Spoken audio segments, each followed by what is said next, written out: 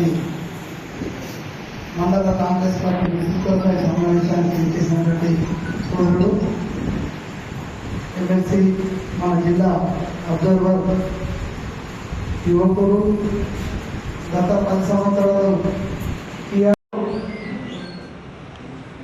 అమ్మ సాయిబి అందర్ గారు, అదేవిధంగా రామ్మోహన్ గారు, మన జిల్లా పరిషత్ ఉపాధ్యక్షురాలు మాది, అదేవిధంగా సంవత్సరాలు టీఆర్ఎస్ పార్టీ అధికారంలో ఉన్నప్పుడు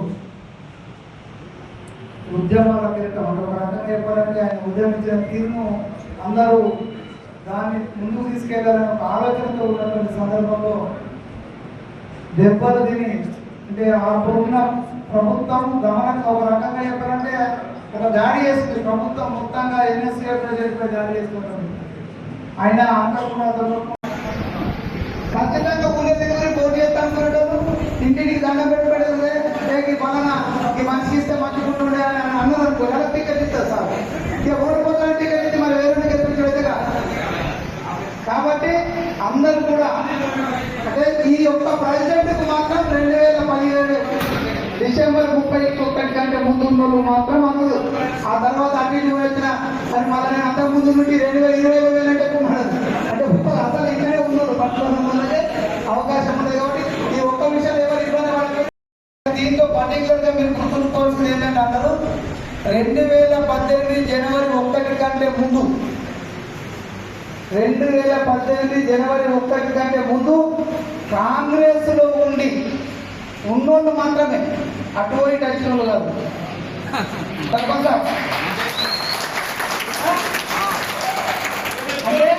అంటే మీకు ఎందుకు చెప్తుంటే 11 డిసెంబర్ 31 వరకు ఇల్లున్నోళ్ళు ఇప్పుడు అటు పోయి వచ్చి కష్టము నష్టం పోయి వచ్చిన డిసెంబర్లో ఉన్న వాళ్ళు మాత్రమే అడుగుతుంది పార్టీ యొక్క నిర్ణయం పెట్టి. అక్కడ మన వచ్చిన వాళ్ళకి ఏం అవకాశాలు లేవు, ప్రతి రంగంలో అవకాశం ఉంది.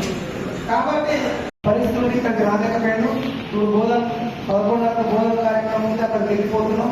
ఇది వారం రోజుల్లో అధ్యక్ష నీ లిస్టులో నీ జిల్లా కాంగ్రెస్ పార్టీ పంపుతుంది. ఇది గ్రామ శాఖ ఎన్నికలు జరిపి మీరు ఆ లిస్టు నాకు జిల్లా కాంగ్రెస్ అంటే ఎందుకంటే కొత్త నాయకత్వం కదా, ఒక్కరే ఎప్పుడు ఉంటే కూడా మంచిగా ఉండాలనే ఉద్దేశంతో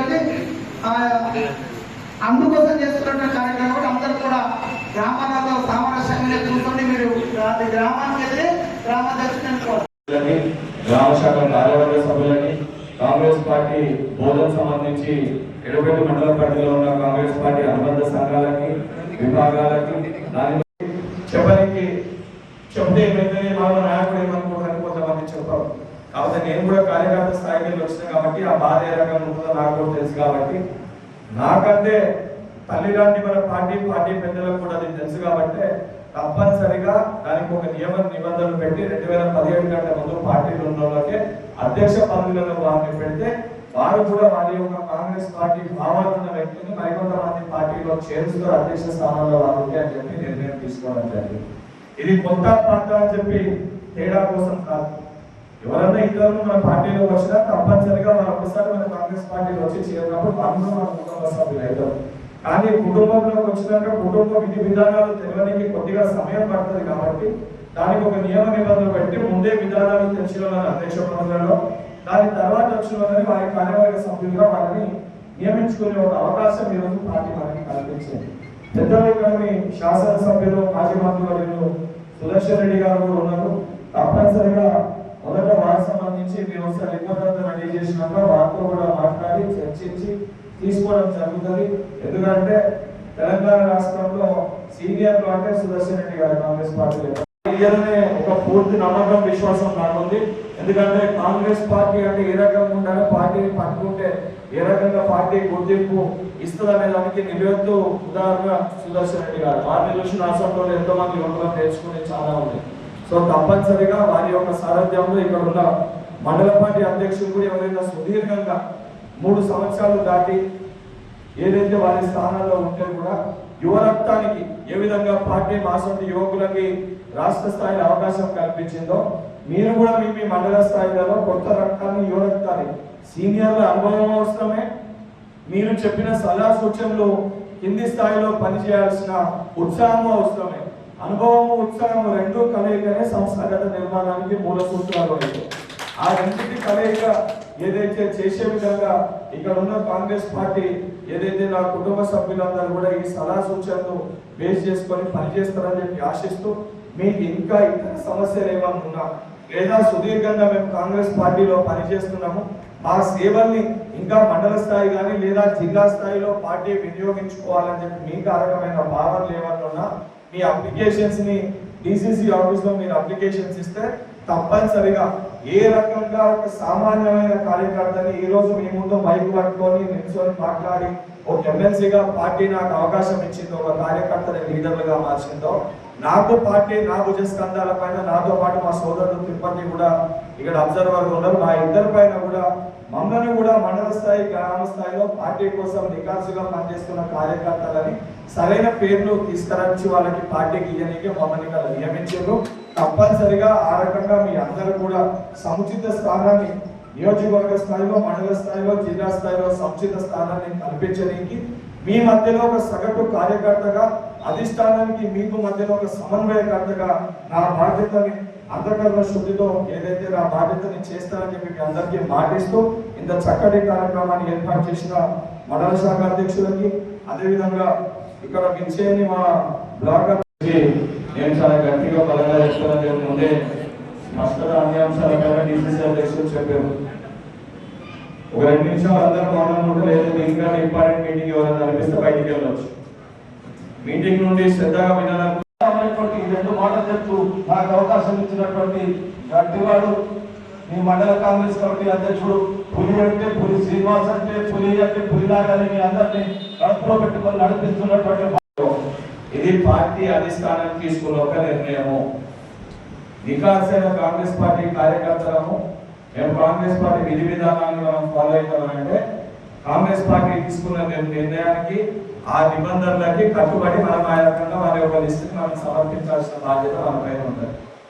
రెండోది కాంగ్రెస్ పార్టీ కార్యకర్తలు అందరి మనసులలో కూడా ప్రతి కాన్స్టిట్యున్సీలో ప్రతి నియోజకవర్గంలో ప్రతి మండలంలో ప్రతి గ్రామంలో కూడా మేము ఎప్పటికెల్లో కాంగ్రెస్ పార్టీలో ఉన్నాము, మమ్మల్ని పట్టించుకుంటారు, మమ్మల్ని మా గుర్తింపు లేదు అని చెప్పి ప్రతి ఒక్కరు కూడా వారి మనసులో ఒక బాధ అనేది ఉంటుంది.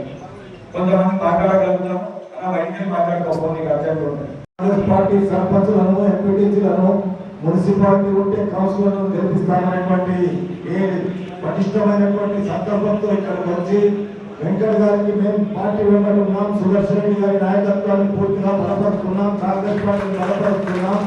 మా నియోజకవర్గంలో మా మండలంలో ప్రభుత్వ పరంగా జరిగేటటువంటి సంక్షేమ అభివృద్ధి కార్యక్రమాల్లో పాలు పంచుకుంటున్నాం.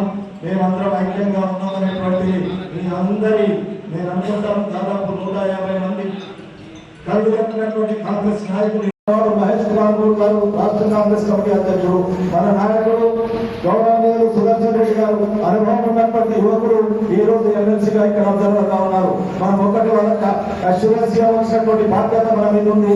కొన్ని పొరపాట్లు జరుగుతాయి, కొన్ని తప్పులు జరుగుతాయి. వాటిని దిద్దుకుంటూ రేపు రాబోయే ఎన్నికల్లో తప్పకుండా 17 గ్రామ పంచాయతీ సర్పంచులు గెలుస్తామనేటువంటి మాట వెంకట గారికి మనం అష్యూరెన్స్ ఇవ్వాలా. ఎందుకంటే ఈ నియోజకవర్గం మీద రాష్ట్ర ప్రభుత్వం రాష్ట్ర కాంగ్రెస్ పార్టీని పెద్ద చూపు ఉంది.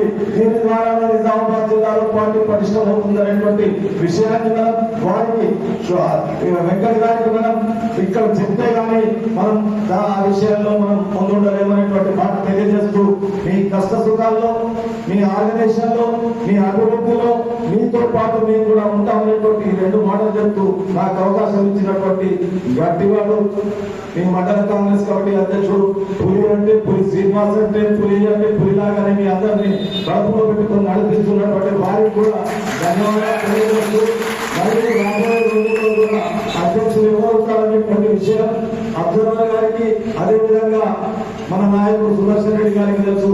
ఎవరు పోటీ పడకుండా మంచి కాంగ్రెస్ పార్టీ అధ్యక్షుడిని ఎన్నుకొని ఈ మండలాన్ని నిజామాబాద్ జిల్లాలో ఆదర్శంగా ఉంచుతారనేటువంటి విషయాన్ని తెలియజేస్తూ నేను ధన్యవాదాలు తెలియజేస్తూ గౌరవిస్తున్నాను.